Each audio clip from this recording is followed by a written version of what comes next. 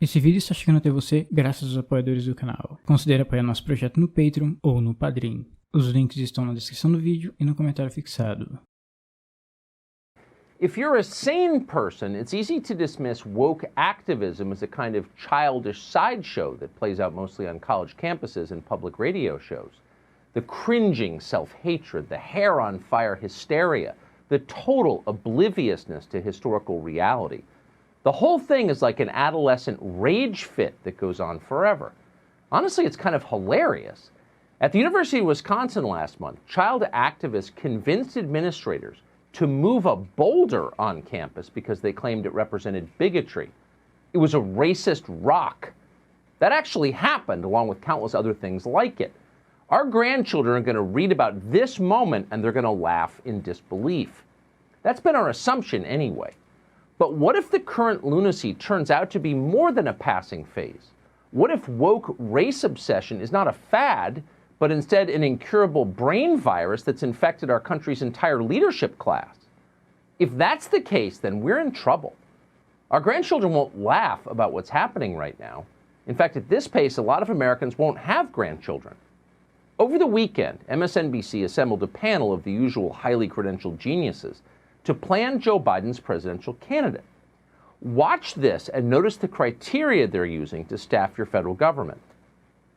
Well, I know this is the first time so far that there has not been an Asian American Pacific Islander with the secretary title, but there have been some cabinet level positions named. Where do you stand on the representation issue when it comes to the Biden cabinet? We need to make sure that this is a cabinet that, like every single administration for the past 20 years, has a secretary in the cabinet that is Asian American. So it makes sense that attorney general would be a black person who models the value as we move past this dependency, this reliance on the carceral state. I will say, as it relates to Latino and Latinas, another factor is that we need to see gender. There's diversity within our diversity.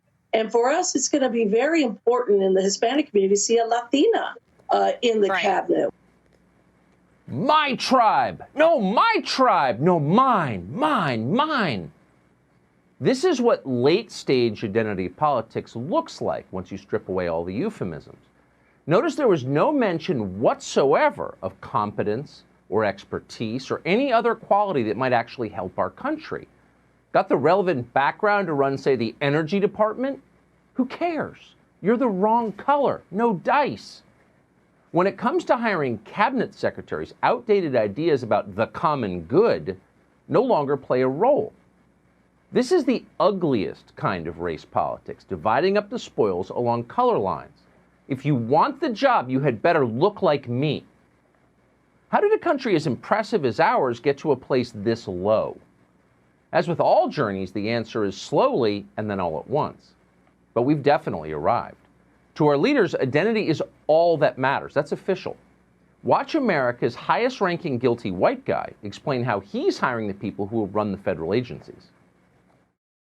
Today, the announcement, we will make the sixth of African-American members of our cabinet, which is a record.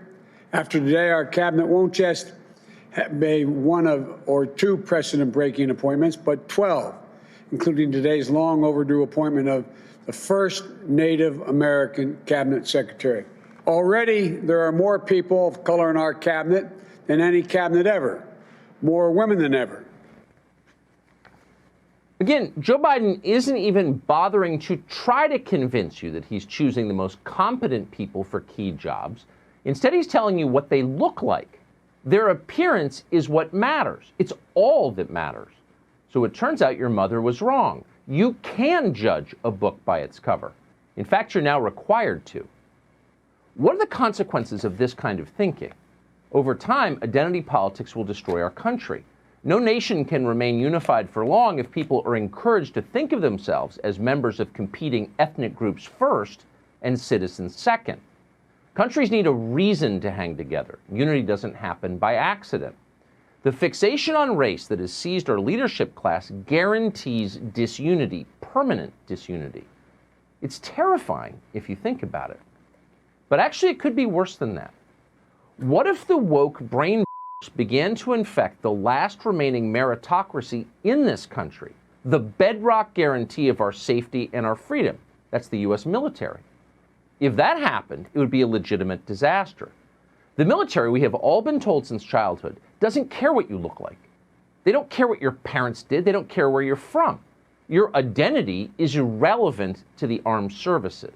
The U.S. military cares about your performance. That's it. That's why the U.S. military is impressive. That's why they've been able to keep us from being invaded, because they only care about what matters. And what matters is protecting the United States. Not anymore. Last week, the acting Secretary of Defense, a man called Chris Miller, announced that the U.S. military will be changing its standards from top to bottom, not to create a more effective fighting force to save your children from China or other foreign domination. No. In order to conform to policies formulated by the Pentagon's so-called Diversity and Inclusion Board. And you can imagine what those policies are. Strict affirmative action, hiring and promoting by appearance, the elimination of objective standards. According to Secretary Miller, who should be ashamed of himself, extremist left-wing social engineering is, quote, a moral imperative in the armed forces. He did not explain why this was a moral imperative. Not long ago, an Air Force psychologist called Ryan Warner gave us a glimpse into the thinking behind decrees like this. Warner, whose job it is, keep in mind, to keep America free and safe, instead spends his time pondering the death of a man called George Floyd in Minneapolis. He has decided that something called microaggressions are to blame. Watch. But as we see in today's society, similar to what happened to George Floyd, those microaggressions, those unconscious bias, can ultimately lead to more significant and severe impacts. Like Secretary Miller, Ryan Warner should be ashamed of himself. Neither one is, of course. Both men are merely symptoms of a larger, long brewing problem that unfortunately the rest of us have ignored for a very long time. While the rest of the country is focused on the remarkable heroism of, for example, SEAL Team 6, worth focusing on, much of our military's leadership was moving in another direction, and they have now come to resemble the anthropology department at Wesleyan. 3 years ago, in September 2017, for example, a general called Jay Silveira went on this rant after a supposed hate crime took place at the Air Force Academy. Watch. You may have heard that some people down in the prep school wrote some racial slurs on some message boards. If you haven't heard that, I wanted you to hear it from me. If you're outraged by those words, then you're in the right place. That kind of behavior has no place at the prep school, it has no place at USAFA, and it has no place in the United States Air Force. And if you can't treat someone from another race or a different color skin with dignity and respect, then you need to get out. Settle down, tough guy. The hate crime was a hoax, like so many hate crimes that are reported in the media. It never happened. The U.S. military, by the way, has a long, very long history of treating everyone with respect and dignity because it was a meritocracy. And a meritocracy is designed to treat people with respect and dignity. It treats them on the basis of how they behave, not on the basis of how they look. But this man, the general you just saw, apparently has forgotten that. He's mouthing the words to a hymn written by the hard left, and no one stopped him, or many like him. And so the brain virus spread throughout the U.S. military. This summer, the U.S. Army's so-called Operation Inclusion instructed soldiers that the phrase, "Make America Great Again," was a form of, quote, socially acceptable covert white supremacy. A presidential campaign slogan was white supremacy, according to the Army. Again, no one did anything about that. Now, according to the Army's Equity and Inclusion Agency, and yes, they have one, the phrases "all lives matter," American exceptionalism, and the celebration of Columbus Day are racist. This is from the Army. The people are supposed to be protecting you.